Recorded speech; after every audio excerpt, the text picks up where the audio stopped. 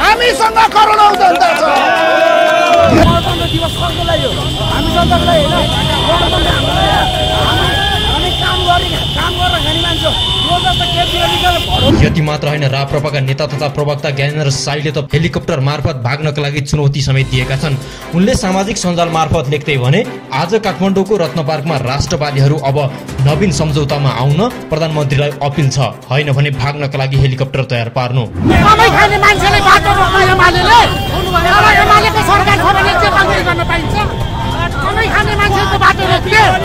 अहिले एयरपोर्ट जाँदैछ मान्छे, हस्पिटल जाँदैछ, इमर्जेन्सी अवस्थामा पुगिरहेको छ, एमालेको सरकारले बाटो रोक्न पाइन्छ। राजावादी समूहले 15 गतेबाट आन्दोलन गर्ने घोषणा गरेपछि प्रधानमन्त्री केपी शर्मा ओलीले 15 गते नै काठमाडौँलाई कब्जा गर्नुपर्छ भनेर दिएको भाषणलाई लिएर चौतर्फी विरोध भएको छ। 15 गते 11 बजेदेखि 2 बजेसम्म काठमाडौँमा नेकपा एमालेको नियन्त्रण हुनुपर्दछ। यसले गर्दा आन्दोलन झन् तनावपूर्ण हुन सक्ने आकलन गरिएको थियो। प्रधानमन्त्रीको यस्तो भनाइ सार्वजनिक भएपछि राप्रपाका नेताहरू झनै उग्र भएका थिए। राप्रपा नेता ज्ञानेन्द्र साईले त यतिसम्म भन्न भ्याए, यदि आउने 15 गतेको आन्दोलनमा कसैलाई खरोच मात्रै लाग्यो भने यसको पूर्ण जिम्मा केपी शर्मा ओली प्रधानमन्त्रीले लिनुपर्छ। यो हामीले 15 गते कार्यक्रम राखेका छौँ अनि यो काठमाडौँ चाहिँ प्रधानमन्त्रीको फिर्ता हो। राष्ट्रिय प्रजातन्त्र पार्टी राप्रपाका अध्यक्ष राजेन्द्र लिङ्गदेनले आजको आन्दोलन कास्टिङ मात्र भएको बताएका छन्। पहिलो दिनको प्रदर्शनलाई लिङ्गदेनले कास्टिङ मात्र भएको बताएका हुन्।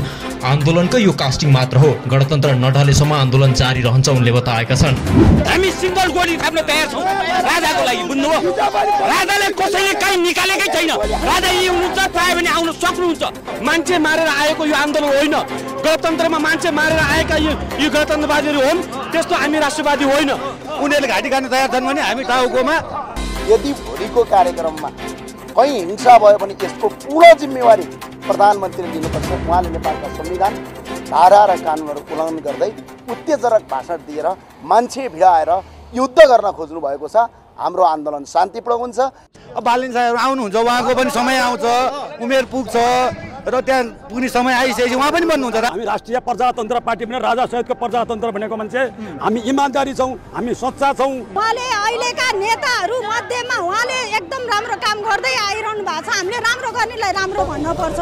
राष्ट्र संस्थावादी राजावादीहरूको आन्दोलन जहिले नै शान्तिपूर्ण हुन्छ। जो देशलाई शान्ति चाहन्छ, हामीहरू शान्तिपूर्ण तरिकाले हामी परिवर्तन चाहन्छौँ। त्यो परिवर्तन देश र जनताको लागि चाहन्छौँ। हामी रिङनट भित्र त छिरिसक्यौँ, अब हामी दरबार भित्र जाँदैछौँ। दरबारमा खोलेर दरबार भित्र राजालाई लिएर आउँदैछौँ। हामी आजै गर्नुहुन्छ त्यो काम? आजै गर्ने हो, ढिला किन नभए पनि हामी राति 12, 14, 24 घण्टा हामी सडकमा हुनेछौँ। हाम्रो कालो दिवस हो। तपाईँ गणतन्त्र दिवस होइन, तपाईँ गणतन्त्र दिवस हो, हामी कालो दिवस मनाउन आइरहेका छौँ यहाँ। हामी कालो दिवस, यो दिन हाम्रो लागि अन्धकारको दिवस हो।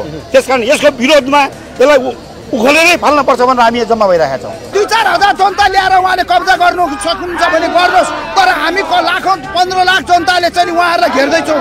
यो कुरा पनि उहाँहरूले बुझ्नुपर्छ। ओलीले के को ठिक छ? प्रधानमन्त्रीले के गर्यो? विदेशमा कस्ता बेइज्जत गरेर आयो, देख्नु भएन? नेपाली जनताले बेइज्जत गरिसकेका छन्। उसलाई लाज छैन, शरम छैन, बस्या छ, ओढ्या छ, बस्या छ, खोल ओढेर बस्या छ। नेपाल खोक्रो भइसक्यो। ठेकेर छेकिँदैन आजको हामीलाई। छेक्दैन, कसैले छेक्दैन हामीलाई। डर लाग्दैन त? पुलिस गाडी भरि टन्नै बस्नु भएको थियो, हामी पार गरेर आयौँ, केही गर्नु भएन हामीलाई। खै के गर्नुहुन्छ? जबसम्म यो केपी ओली जस्ता राष्ट्र नालायकहरू जीवित छन्, जबसम्म यिनीहरूले अन्याय र अत्याचार जबसम्म रोक्दैन तबसम्म हाम्रो आन्दोलन जारी हुन्छ र हामी नेपालमा नेपाली काङ्ग्रेसै छैन। यिनीहरू त भारतका दलाली हुन्। भारतले जे सिकायो त्यही काम गर्न आएका हुन्। भारतकै दलाली हुन्। सरकारले सदन, सडक, सामाजिक सञ्जाल सबै रोक्न सक्छ, तर जनताको चेतनालाई रोक्न सक्दैन। यदि जनता जाग्यो भने जे पनि गर्न सक्छ। जुन दिनसम्म राजा आउँदैनन् त्यो दिनसम्म हामी रोडमा सुत्न तयार छौँ। राजा धेरै फरक हुन्छ। हामी युवा खाडी जानु पर्दैन। हामी आफ्नै देशमा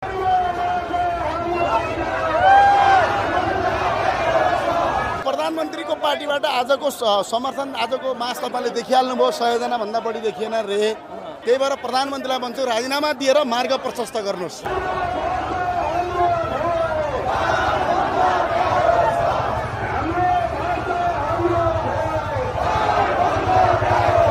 पूर्ण रूपले शान्तिपूर्ण हुन्छ, त्यसमा कुनै शङ्कै छैन। तर मैले हिजो पनि भनिसकेको छु आक्रमण भयो भने प्रत्याक्रमण त हुन्छ नै। एमाले उत्सवको रूपमा जुन गणतन्त्र मनाइरहेको छ यसले चाहिँ के सन्देश दिन खोज्नु भएको हजुरहरूले? गणतन्त्र मान्ने सबैको लागि यो सिम्बोलिक दिन हो। एमाले गर्यो अरूहरूले गर्नुपर्छ भन्ने हामीलाई लाग्छ, किनभने मुलुकमा गणतन्त्र पक्षधरहरूले गणतन्त्रको दिन चाहिँ सरकारी जिम्मा लगाउनु हुँदैन। सरकारले त सेलिब्रेसन गर्छ, सरकार त आउँछ जान्छ भइरहेको छ, तर यो प्रणालीले पनि जनताहरू हुन्, राजनीतिक दलहरू हुन्, सबै गणतन्त्र पक्षधर दलहरूले चाहिँ सेलिब्रेसन गर्नुपर्छ, जनतालाई सहभागी बनाउनुपर्छ। के अलिकति नेकपा एमाले पछिल्लो समय सरकारमा हुँदाखेरि 2-3 चोटि यसरी नै सडकमा आएको छ र प्रश्न चिन्ह पनि खडा भएको छ। सरकारमा भएको दल यसरी सडकमा आउँदाखेरि त्यस्तो हो, यो टक्कर दिन खोजेको होला जस्तो पनि प्रश्न उठिरहेका छन्। यो चाहिँ हाम्रो बुझाइ कस्तो, जे कुरा टक्कर भन्दा हामी बुझ्दैनौँ होइन। टक्कर भन्दा नबुझेपछि यस्तै आउने डिस्कसन त्यस्तै निक्लिहाल्छ। टक्कर नभएर के बुझ्नु पऱ्यो भने हामी कहाँ पहिलादेखि अहिले मात्रै होइन, संवैधानिक राजतन्त्र भएको बेलामा पनि प्रजातन्त्र दिवस प्रजाहरूले मनाउँदैन थियो कि सरकारी दबाबमा थियो। जनस्तरमै राष्ट्रिय दिवस मनाउने चलनै सुरु भएन। त्यो चलन सुरु गराउनुको लागि हामीले हाम्रै पार्टीले अगुवाई गर्यो मौकावश होइन। हामीले पहिला राष्ट्रिय दिवस पनि जनस्तरमा मनायौँ, अहिले गणतन्त्र दिवस मनाइरहेको छौँ। अस्ति 21 गते 11 गते हामीले लोकतन्त्र दिवस मनायौँ। हामी चाहिँ के चाहन्छ, एमाले चाहिँ के चाहन्छ भने सबै दलहरू जो लोकतन्त्र गणतन्त्रको पक्षधर छन् यस्ता राष्ट्रिय दिवसहरू जनस्तरमा मनाउनु, सरकारको मात्रै जिम्मा नलगाउनु। अहिले हामी सरकारमा पनि छौँ मौकावश, सरकारमा नभए पनि हामीले यो गर्नुपर्छ। सरकारमा हुँदा सरकारले गर्यो सरकारी काम हुन्छ, यो चाहिँ जनस्तरमा गर्ने काम गरे हो। जुन गणतन्त्रको यति छोटो समयमा जुन किसिमले प्रहार भइरहेछ गणतन्त्रमा चाहिँ यसलाई चाहिँ यहाँले कसरी हेर्नु भएको छ? लोकतन्त्र लडाइँमा जहिले पनि त्यही हुन्छ, यो त वर्ग सङ्घर्ष हो। गणतन्त्र चाहने र गणतन्त्र नचाहने पछि जहिले पनि हुन्छ। परिवर्तन पछि परिवर्तन उल्टाउन चाहने शक्ति जहाँ पनि जुनसुकै दुनियाँमा नि हुन्छ, यहाँ मात्रै होइन। त्यसको लागि सधैँ सजग भएर लाग्नुपर्छ। हामी चाहिँ के छ, हाम्रो बानी के छ नेपालीको भने एउटा लडाइँ जितिसकेपछि एउटा परिवर्तनपछि स्वतः हुन्छ भन्न ठान्छौँ, स्वतः केही पनि हुँदैन, लाग्नुपर्छ। तपाईँहरू यता गणतन्त्र उत्सव बनाइरहनु भएको छ, उता राजावादीहरूले चाहिँ व्यवस्था विरोधीको रूपमा चाहिँ आज कार्यक्रम गरिरहेछन्। उहाँहरूले संयुक्त जनआन्दोलन भनेर घोषणा गरेरै कार्यक्रम गर्नुभएको छ। अब हामीले गणतन्त्र फाल्छौँ भनेर, त्यो त जनआन्दोलनै होइन नि, उहाँहरूले गर्नु खोजेको राजावादी आन्दोलन हो। राजावादी आन्दोलनसित त गणतन्त्रवादी मेल हुँदै हुँदैन नि। हामी मात्रै होइन, कुनै पनि गणतन्त्रवादीको दलहरू बिचमा प्रतिस्पर्धा हुनसक्छ, तर राजतन्त्रकै गणतन्त्र भन्ने हो गणतन्त्रवादी एक ठाउँमा आइहाल्छ। पछिल्लो समय जसरी गणतन्त्रमा प्रश्नहरू उठिरहेका छन्, यहाँ चाहिँ अब गणतन्त्रलाई अलिकति सुदृढीकरण गर्नुपर्छ भन्ने जस्तो यहाँलाई लागिसकेको छ। गणतन्त्र लोकतन्त्र भनेकै व्यवस्था प्रश्न गर्न पाइने व्यवस्था हो। राजतन्त्रमा कहिले पनि प्रश्न गर्न पाइँदैन नि। यो व्यवस्थामा पनि गल्ती हुन्छ, गल्ती सुधार्ने पनि यही भित्रबाट हुन्छ। गल्ती प्रणालीले गर्दैन, प्रणाली सञ्चालन गर्न सक्छ, तिनीहरूले सच्याउँछन्। तिनीहरूलाई सच्याउनु बाध्य पारी जनता हुन्। त्यसैलाई जनतालाई मनोबल बढाउनुको लागि पनि हामीले यो जनस्तरको कार्यक्रम गरेको। जुन राजा ल्याउने भने जुन भिड आइरहेको छ अहिले, त्यसलाई चाहिँ कुनै औचित्य छैन भन्ने यहाँको भनाइ चाहिँ त्यो पत्याउँदै नपत्याए हुन्छ। के को भिड आउँछ बेकारमा? अहिले पनि 200 पछि लाग्छ। तपाईँ आफै चुनेर राष्ट्रपति बन्नु पाउनुहुन्छ एक दिन, त्यो छोडेर